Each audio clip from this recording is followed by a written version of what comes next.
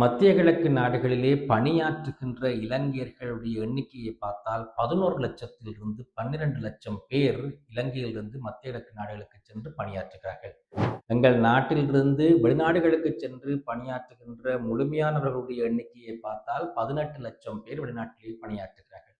அதிலே கிட்டத்தட்ட 55லிருந்து 60% மத்திய கிழக்கு நாடுகளில் தான் பணியாற்றுகிறார்கள்.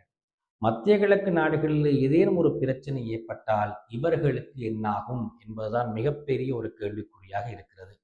அதிலும் குறிப்பாக வீட்டுப் பணிப்பெண்களாக மத்திய கிழக்கு நாடுகளிலே வேலை செய்பவர்கள் அதிகம். இப்பொழுது அண்மை காலங்களாக ஸ்கில்டு ஒர்க்கர்ஸ், நன்றாக படித்தவர்கள் கூட மத்திய கிழக்கு நாடுகளிலே தான் வேலை செய்கிறார்கள். காரணம், அது ஒரு உலக வர்த்தக நிலையமாக மத்திய கிழக்கு நாடுகள் மாறிவிட்டது. எங்களுடைய மொத்த வெளிநாட்டு வருமானம், ஃபாரின் ரெமிட்டன்ஸ், ஒரு வருடத்துக்கு அண்ணளவாக $8 பில்லியன். அதிலே குறிப்பாக 4.5 பில்லியன் டாலர்ஸ், கிட்டத்தட்ட 1500 பில்லியன் ரூபாய் வருமானம் மத்திய கிழக்கு நாடுகளில் இருந்துதான் எங்களுக்கு கிடைக்கிறது.